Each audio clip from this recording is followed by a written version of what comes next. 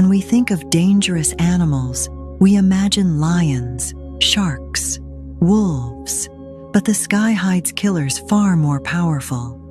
The harpy eagle, with claws bigger than a grizzly bear's, can crush a monkey's skull in one strike. It doesn't hunt. It snatches life from the treetops like a silent shadow. Then there's the cassowary, the murder bird, a real-life dinosaur. One kick can slice open flesh like a razor blade.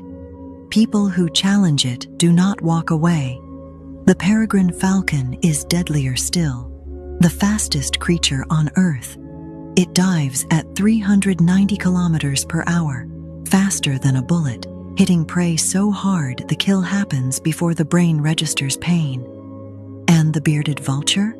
It eats bones, drops carcasses from cliffs, shatters them, and swallows acid-proof fragments that would kill any other animal. But the smartest killer is the raven, a bird with ape-level intelligence. It solves puzzles, uses tools, and remembers faces for life. If you anger a raven, it will never forget you. Birds aren't harmless. Birds aren't gentle. They are the last descendants of dinosaurs, and some of them carry the same power their ancestors ruled the world with.